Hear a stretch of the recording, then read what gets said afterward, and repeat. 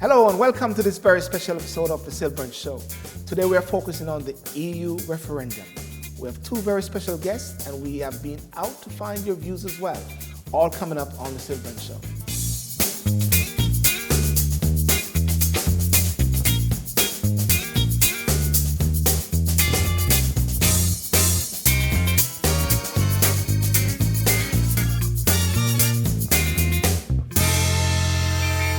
Hi, welcome to the SYLBOURNE Show, and of course to our EU referendum special. Over the last few weeks, we've been asking our guests whether they will vote to leave or remain in the EU, and on the 23rd of June, when Britain will decide, that's the moment where we will know exactly what's going to happen. Now, today we'll be looking over what previous guests have said and discussing with our guests the pros and cons of being a member of the EU. I'm in. I believe that we need each other. Yes. You're more powerful when Yes. there's more of you. Yeah.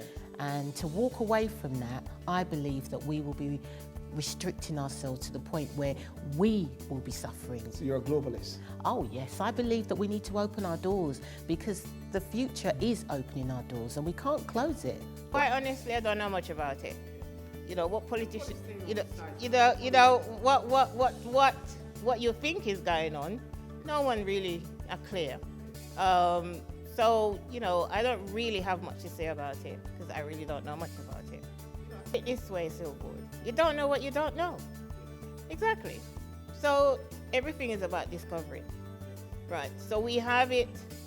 If you're in, I don't think you're quite clear about how it's going to go. And if you stay out, you're not too clear.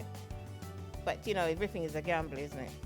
Good question. I would certainly like more information like everybody else. I'd like more facts. And I hear all the noise and the vested interests, but I certainly would like more facts. But one thing I do know, generally speaking, it's better to work as a team and in groups. But then, of course, you've got to feel happy that you're part of that group. I'm still thinking about the issues. I mean, there are a number of issues. My inclination, I think, is in. There are a number of aspects to being in the EU. Workers' rights, I think we benefit from being in the EU. I understand that if you did a poll today, the country's 50-50 split. And I think the reality is that no one actually knows one way or the other because no country has actually left the EU before to know what the consequences are. One more thing, in or out of Europe? Out of Europe. Wow, finally. We keep getting people keep saying in. Finally we get able to say Out of Europe. Out of Europe. Yes. I won't ask you why. No, don't. Maybe, I'm not sure really, You're but not if sure? it's more jobs and opportunities and maybe mobility, Yeah. maybe if it's in, that's what it brings, and maybe Yeah. in, but I'm not going to say, I need to do maybe some research. Okay, so Leila don't want to comment. Yeah. Ben? I need to look into it more because I haven't really looked You're gonna into look? it. Yeah. Okay, so you're on the fence. In or out, or I don't know if you're able. You can vote in the UK, can't you? Me no, not Okay, yet. But tell me, in or out? What do you say? With the word? Definitely in. You want to be in? Definitely in. First of all, we both are coming from a country as it's small and it benefits a lot from the European Union, Yes. especially everything, subsidization that they give and everything. But most of all, even if now you, as coming from the UK, decide to get out, what's next for you? What's next for you? You're sounding like the Prime Minister. I don't What think. next? That's what David Cameron be saying. After you out, what next? I don't believe you can survive out there alone. Really? Honestly speaking, yes, Okay, well- because everything now is the idea is to combine. The more we combine, the stronger we are, the stronger we become, and we can defend everything coming from anywhere else, including the people coming from Turkey and after that, because from there, that's the last border that is safe. Okay, and yeah, I know Boris Johnson. I have a response to that, definitely.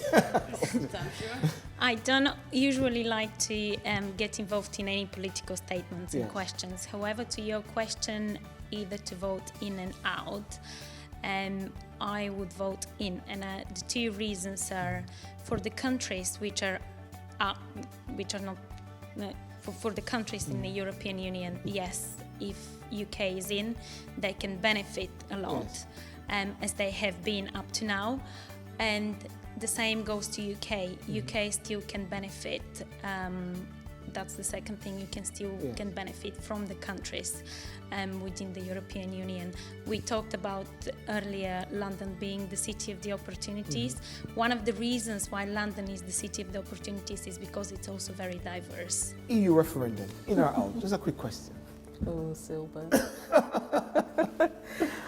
Well, I don't think I know enough to make a decision just yet. I'm sure that, you know, there's a lot more out that we all need to know as to the pros and cons for each option.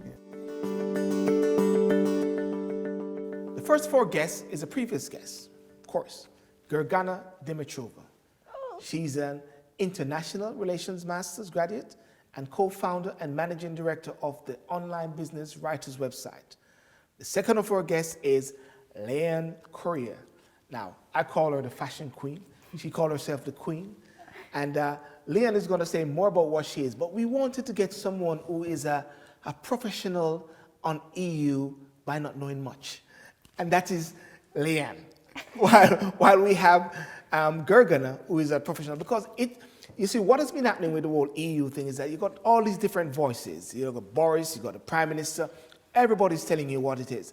And what you can see from the guest previously, when we ask the questions, most of them are saying, well, I don't know, I want to be in, I want to be out. So we said, instead of just having professionals, we want to get the average bloke, except Gergana, of course, because she's not average. Thank you. On the show. So without further ado, listen, welcome both of you. Thank you. Gergana, Thank you, SYLBOURNE, for having us. Fantastic. Thank you. And I've got to stand up for you. Thank you. The queen. Right, Thank fantastic. you. Now, you have seen some of those responses on the videos which we have seen, and you've seen both sides of the issues. While many seem to want to remain, one or few want to go. Do you feel their reasons, arguments are justified? Those who would like to leave? Well, both sides have justifiable arguments, just like there are both sides to each and every story. Of course, the people who want to remain have got their economic concerns at hand. We don't know what's going to happen to the UK if they really decide to leave the single European market and the European Union as such.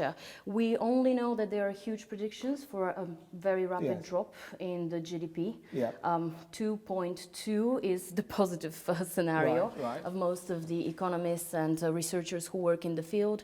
A drop in income as well, between 800 and up to 4,200 per household. But of course, which is depending on who's the economist, of course, will say a different thing. So the Brexit will say, hang on, that's bulls, if anything. I'm just saying why people would like to remain. I mean, this is probably part of the arguments for the Remain campaign. Yes, the EU is the largest trading partner up to this date of the UK. Half of it, the exports and imports, are with the European Union because of the single European market and the non-tariff type of trade agreements that they have. Now, if they leave, they will have to renegotiate each and every one of these agreements with external countries as well.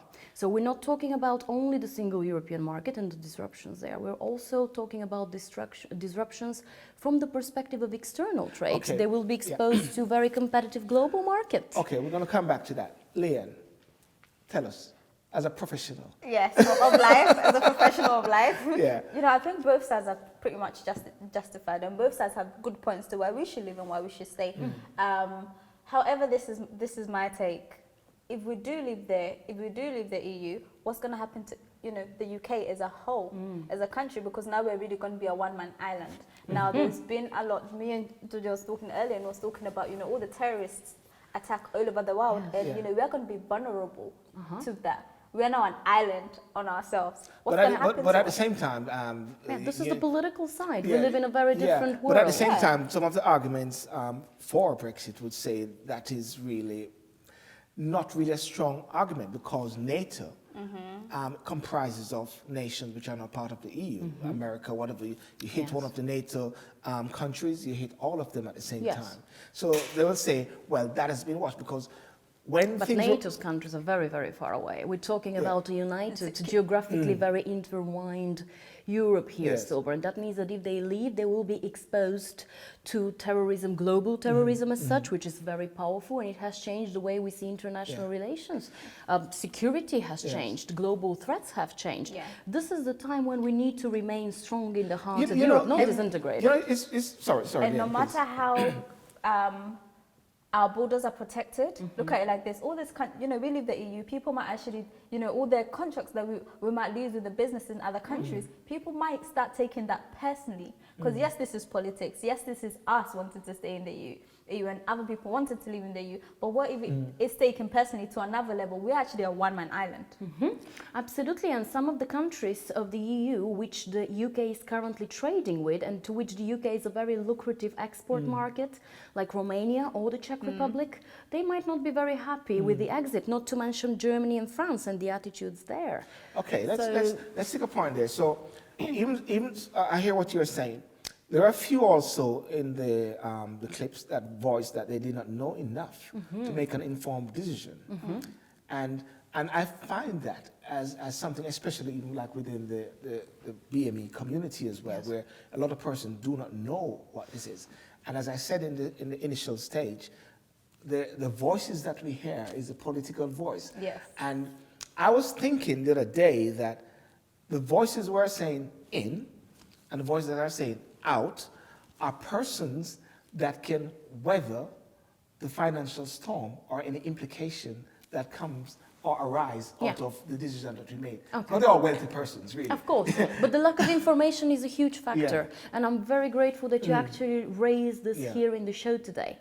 Because the whole issue of the Brexit is actually rather complex, not from the point of view of the average person, from the point of view of science, politics, policy, if you will, economics. It is quite complicated. Even people who have been working in the field for many years do not know what's going to happen and how this so-called Article 50 will be enforced exactly if the UK decides to really withdraw on the 23rd of June. So can we find it? Okay, let's deal with this now. What would you say then are the arguments for Brexit? For Brexit. To leave the EU? To leave, yes. Well, we do understand the British nation. I mean, it has been a huge contributor to the EU budget since they joined, since they joined in 1973. In 2015, they have paid a total of £13 billion, and they have received only 4.5 spent on the UK from the EU. Now, this is why we had the British budgetary rebate in 1984. When you got the rebate, you got the discounts, so-called, which means that you don't pay currently the whole fee. Otherwise, the UK would have paid £18 billion last year instead of 13. This is a lot of money. And the nurses, sorry, the doctors would be a bit annoyed. And the NHS, yes, they'll say spend it on the NHS. Of course. I mean, we do understand that because the UK, the European Union is a very asymmetric type of institutions. It has always been separated into net beneficiaries and net contributors to the budget. But Germany is a huge contributor as well, and they don't want to leave. Well, what about the bit about a sovereign nation again? The sovereign nation again, they're talking about the Britain becoming back, have their own independence. Now, when you look at Britain coming back, having their own independence, what is independence? What's their independence? And independence from what? And who built this independence? Is it the Brits, or is it, the people who actually come in to England and actually, build it? This is a very old concept. You cannot talk about sovereignty in the 21st century. This is a very old legal concept. The nation state doesn't exist anymore. But if I flag up also the issue about in the Caribbean, Jamaica, my country of my birth, the arguments are for removing the Queen as the head of state. So Jamaica can now become an independent country. We gained independence in 1962, but at the same time, the Queen is still the head of state. You got a governor general there. So the Caribbean nations are saying, we want to be independent. Now the EU now, with the UK is now reaching to that point and saying, we also want to be independent. No, Is it a drive for independence or what? For me, I think it's a personal thing for most countries. If it's independence they're looking for, I think we can find independence in other things rather than saying, okay, let's not work together or be in the Commonwealth or be in the EU together. Yes. There's other things you can find independence in, and that's why to me the whole thing about the EU. The UK leaving the EU, I think for me it's a personal thing. You're going to have all these politicians, especially in the UK, who are going to be saying we should leave, others saying, we should stay, and they all have valid reasons to why we should leave or stay. However, is it personal to them? Sorry, I need to... No. Here's sovereignty is something else. I need to interject here because, ladies and gentlemen, my guest Leahanne wasn't supposed to be on the show. Another guest couldn't make it. She says she knows nothing about politics, but listen to what is happening. Anyway, can you I'll back it up. I will back it up. It is personal, and it's a question of national pride. Unfortunately, this is very anachronistic. In the 21st century, in the age of globalization, you cannot behave like you are in the 19th, 20th century anymore. As I said, the nation state is withering away. We are more interconnected. Everything is very combined. You cannot really put sovereignty as a very heavy, very old legal concept on the table and turn it into a political game. Because sovereignty here, it's meant that they want autonomy over the domestic rules and regulations. This is what it's all about. What are some of the other arguments for Brexit? Why would they like to? Well, the other one is related with the social benefit system. Everyone's talking about how the EU migrants are actually abusing the systems, especially the transferable child care benefits and to a large extent some of the pensions. I'm not talking here about the private pensions because the private pensions is a different kind of matter. That means that we as European Union citizens can of course claim those benefits if we decide to one day go back and live in our own home countries because of this free movement of people and capital and all of these things. Now this is another argument. However, I believe that there is a resolution to that as well. There is a middle ground.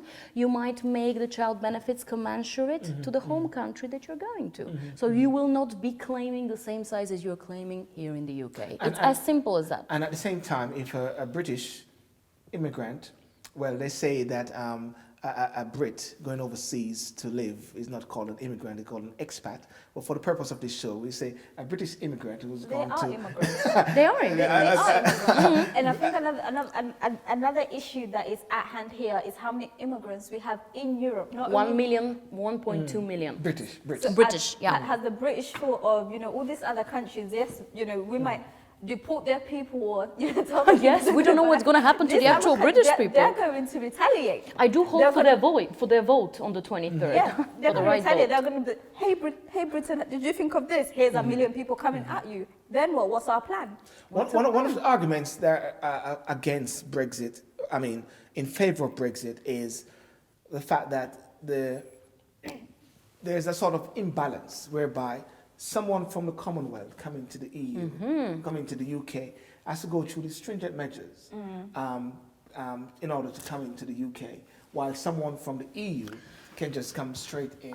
Yes and no, because the Commonwealth people, they have a very special status because of Britain's imperial ties in the past. We respect that. Special in the sense of special. Well, they can obtain voting rights. Right? They actually choose national government.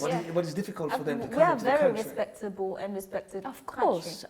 So I mean, all of the is a Commonwealth. very special status. But they can't just come Well, into the EU migrants, they cannot vote here. They cannot easily obtain citizenship. Come into the EU easily. They can come and work. That's the whole idea of the European Union. This is why we put these 28 countries together in the first place. This is why the whole hassle about it started in the 1950s and 60s, if I can call it hassle as such, obviously. So there's a very good reason why these people decided to put Europe together in the first place. And I don't understand why we have to go back in history. I think the whole debate here is, a lot of people are against other people from, the European countries to come into the UK. Mainly because, these people are taking our jobs, because now employers want to pay less.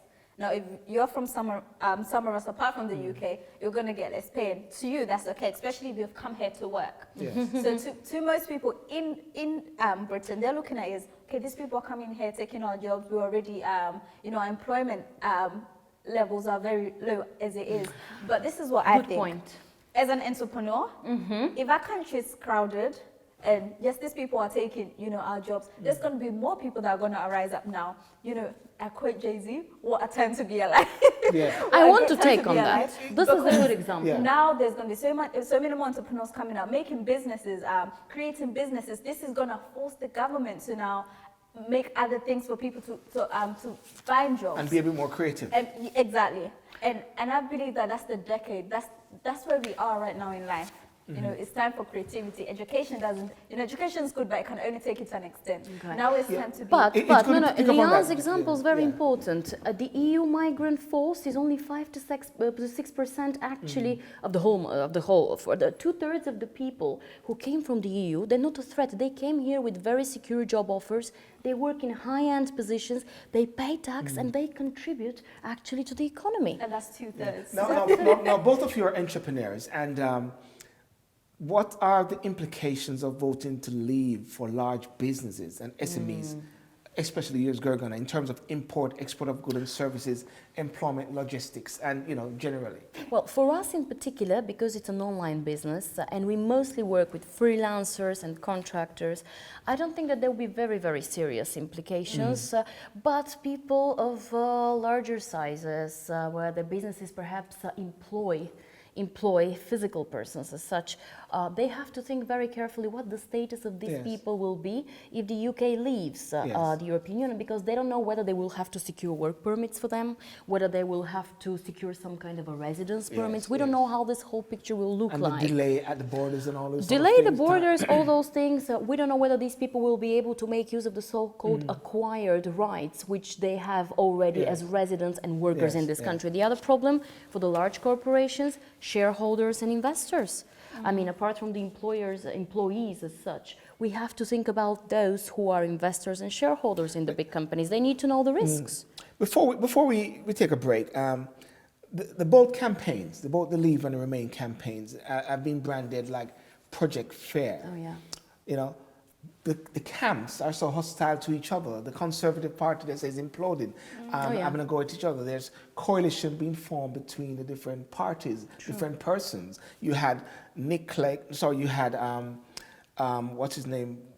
Michael Gove. Ed Balls. Ed Balls. And you had, what's his name? The former business secretary. And you got the Chancellor in the middle, standing together. Yes. Everybody's saying, what is going on? There are many conspiracy theories. Why do you think there's a project of fear? Because both campaigns, in my opinion, are based on uncertainty. And they absolutely negate each other. Nobody talks about a consensus or the middle ground, whether it exists or not. We don't know that. I believe that this whole division actually reflects a very old division between Euro-optimists and Euro-skeptics, like you had it in the 1970s when you first joined. 2 years after you joined, you had a referendum in 1975, and 2/3 of the people said, yes, we want to remain. So I think this is a very, very old issue, division along political lines, and has nothing to do with policy as such. Again, I mean, it has been in the books for many, many years, but it was only in 2013 that David Cameron again decided to put it on the agenda so that they can win the vote in 2015. Okay, so they put it in a particular context which has to do with immigration, terrorism, and the recession. So tell me, Leahanne, as a young person now, there is this historical factor which you just mentioned. And now you've got the young factors now where most young people are saying that they're more wanting to vote to remain. Yes. So do you think young people will be going out to vote? This is my thing. A lot of young people want to vote to remain, mainly because we can cross borders.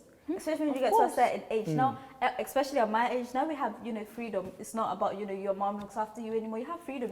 We can cross borders to go to Paris with my friends. We can go to Amsterdam. We can go wherever. And is it because you just want to shop, Leahanne? Maybe. That's good. That's pouring into the euro economy. Yes. But, you know, but not only that, but a lot of young people have to consider this. Once the UK has left the EU, how is our education system going to be like? As well. Yes. The prices we're already paying for university, they're already ridiculous. What are they going to be now?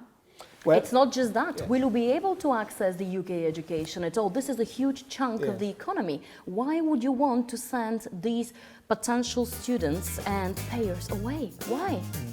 We must take a short break, but we'll be back very shortly exploring the EU further. Thank you.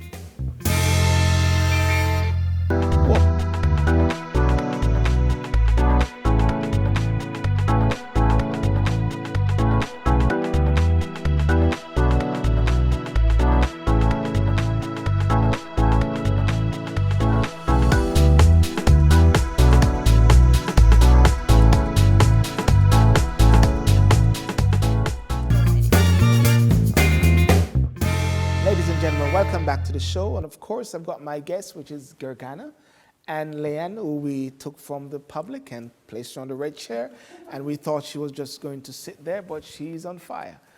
Fantastic. Listen, in the earlier bit, and you know, this serious debate, because it really has implications for, you know, I'm going to say, for a lot of young people. And I just really hope that young people really grab onto this whole initiative and understand that the Boris, the Camerons, and all those guys are going to be going soon. And the young people are the ones who are going to be actually stepping up into the reality of the actions of our leaders. Now, what do you think, Gergana, has led us to this point whereby this major difference between Britain and Europe, no pun intended, black and white? Why have we failed to find a middle ground of compromise? Okay, it's a good question. Actually, I don't think the divisions are between the UK and the EU to begin with. Between the EU and Not the EU. at all. I think that the problem comes from the UK from within, and many people hope that this Brexit will actually solve issues which have been going on for many, many years. Overcrowded, dysfunctional NHS, they say, abuse of the social housing system or the social benefit system as a whole. Okay, why do they think that if they leave the EU, these issues, which are entirely internal issues, will actually be solved? Okay, if you have an issue with the NHS, don't spend 40 million on a referendum. Pour it into the NHS or privatize some parts of it. We've been talking about this reform of the NHS for so many years now. It has been in the books. Not to mention about the abuse of the social benefit system. I agree with that. A lot of people take unfair, unnecessary advantage of the system as such. Well, invest some more in monitoring then. We've been talking about this for years. I mean, the Brexit is not a panacea. It's not really going to solve the problems that Britain is facing at the moment. And also the bit about they're taking our jobs. The taking our jobs, the numbers show otherwise. By taking a job, that means that you automatically become a taxpayer.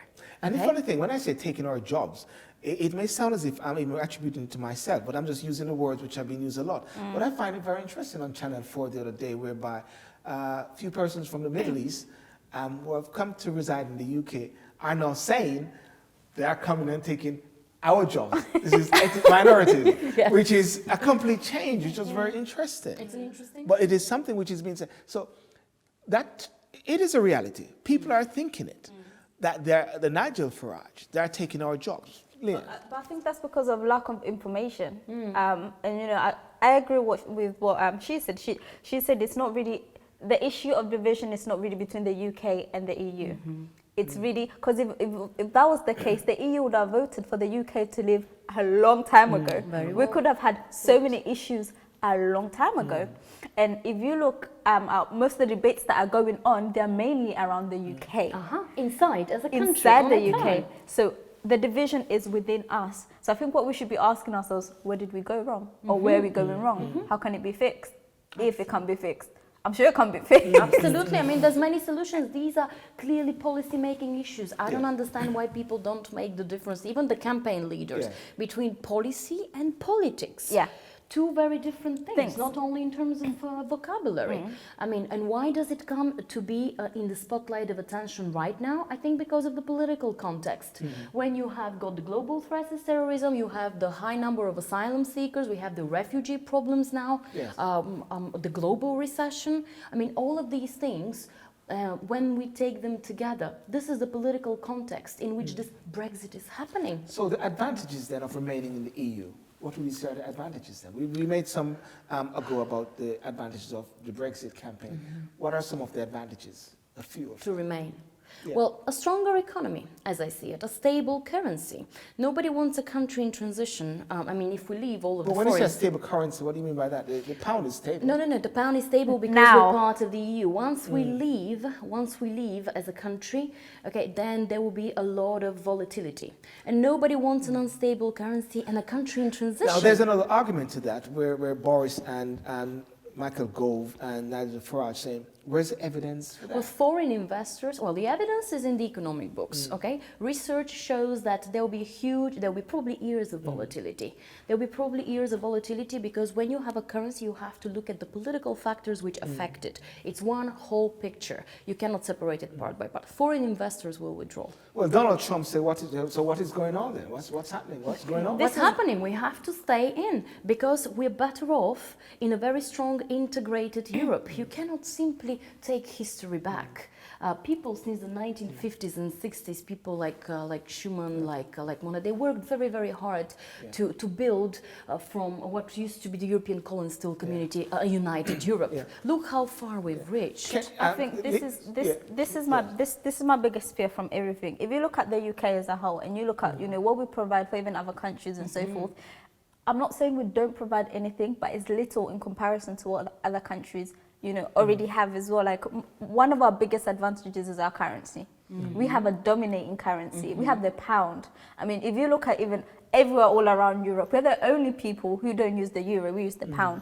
Then we also have education. Now, when you're looking at other countries, not only in Europe, but even in Africa, for example, I'm from Kenya. Last year, Kenya, we did the Global World Summit where they had a lot of leaders, big investors coming to Kenya and pour a lot of money into Kenya. So that's a growing economy. So also, investors looking into England, they're looking at is a very expensive place. A lot of even the Chinese, they're not investing in London, they're investing outside of London. But it will become more expensive if we leave. This is one of the advantages of actually staying. We'll lose the trade deals. Your fellow countryman, Barack Obama, the president, said that if the UK leaves the EU, they're going to be back up the queue. But Donald Trump said, you won't be back at the queue, I'll put you in front. With those two, with those lucrative deals. With those two, it's a personal war. I can't speak for any of them. I like one more than the other. But it's vested interest as well. Yeah. Because the American corporations, I mean, let's not listen for a little while what Donald Trump says. For a little while. A little while? For a little while. Let's just try to forget about it. I mean, from a business point of view, the large corporations in America, they're not happy with a disintegrated and very weak Europe because the European Union with the UK, which is one of the largest economies, has always been termed as an economic union, economic giant. The UK on its own will not have these trade opportunities with the US, with China, with Japan, as it has now. You said security, you said stability. Oh, security is very important. You said stability. What else would you say is one of the other aspects of remaining in the EU? Well, all this education, we benefit from a lot of the students, and we benefit of a lot of very efficient and highly qualified workers. Why would you want to lose all these people from the rest of the European Union countries who are absolutely remarkable in what they do? They come here to give their expertise and to give their money to the treasury. Well, I must say, it's really murky waters and murky ground, and it's so important that, as I say, that people actually do try to understand. But what do you think are going to be some of the consequences now of the regular Joe Blogs on the street if either campaigns win? Cost of holidays abroad, cost of fruit in the supermarket, cost of alcohol. The average Joe, the average bloke on the street now. This is the thing.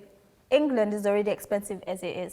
Now, us living in the EU, we already think it's expensive, even when it comes to, day-to-day things, when it comes to bread, when it comes to milk. Things that are imported, our foods are not as expensive. But the clothes even. The clothes are not expensive. But, looking at the rankings, UK is one of the most expensive countries in the world to live in. Now, imagine it's going to go even more above that. We're already struggling as it is. We're already struggling when it comes to transport.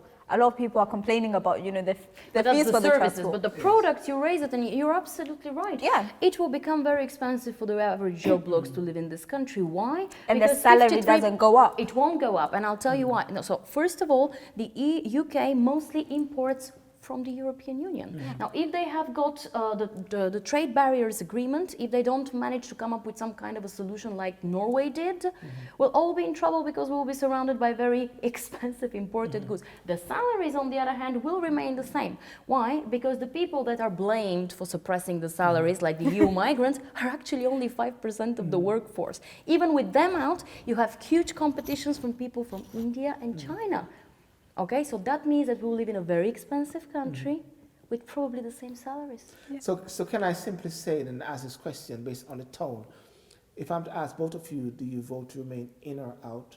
What do you say? Definitely in. I want to be able to jump from one country to another without needing a visa, and you know, that's my personal view. But also because of education, you know, I have to think about their future. I have to think about my kids. That's your reason. So so definitely that. But also because of security, I think we're going to be very vulnerable. You know, on that point on security, when I heard about that plane that was they couldn't find from where was it coming Paris from? to Cairo? Paris to Cairo. I stopped for a second and said, wow, what is this EU thing about? This is some real serious issues now where the world is coming together. Yeah. Europe trying to piece together what really happened, what is really going on. And we already have the refugees problem. Yeah, and then we look at it and say, is this really relevant, you know? But anyway, Gergana, yourself. Definitely in. I mean, we're part of integrated Europe. Going out would mean that we are returning back in history. As I said before, people have worked very, very hard after the Second World War to build this community and to make it what it is today. We did have this Treaty of Maastricht, we had the Lisbon Treaty after that. Integration, European Union integration has deepened and has widened greatly. Why do we want to take this away? And of course, as a Bulgarian, I feel very, very close to Europe. We are part of Europe. We have our businesses here, our homes. What's going to happen to that? Well, you know, ladies and gentlemen, as you can see, we will not reach a resolution. There's also still an impasse in regards to this major issue. One of the things that I really love to say, though, is for young persons, of course, elderly persons as well, but especially for young persons, I'd really encourage you to make sure that you vote June the 23rd and to actually understand what the issues are. Don't just wait for the media or the politicians to just say it, or even myself to say it, or my team here to say it, but actually for yourself to delve in and to consider that the decision that you make today will have an implication for the future, and you are the future, and I'm speaking specifically towards young people. Now, listen, Leanne, you have not been on the show before. We always ask our guests what words or mantra or quote that they live by. What would you say is your favorite quote? Live your truth.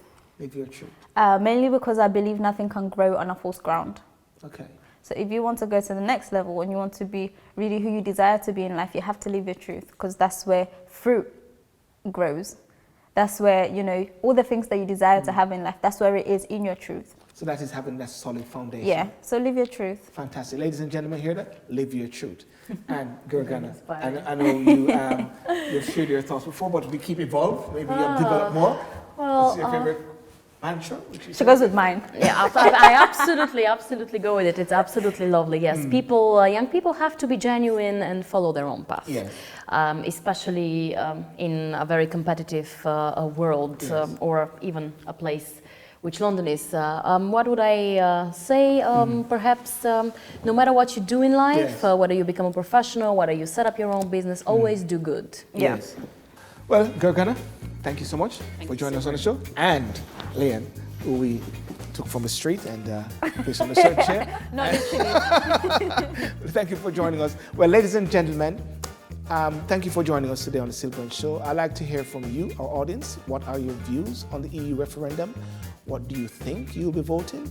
For more information on Leanne and Gergana as well, visit our website at SYLBOURNE.com. And also please remember to visit, like, and subscribe to our YouTube channel, SYLBOURNE TV, as well as our other social media platforms on Facebook, Instagram, and Twitter. Thank you for watching us, and see you next time. And remember, June the 23rd, go out there and vote. Make the right decision, whatever it is. Hi, my name's Leahanne Kuria. And I am Gergana. And we've been on the SYLBOURNE Show. Yes, and we advise you to subscribe to the TV channel, YouTube channel, SYLBOURNE TV. SYLBOURNE TV.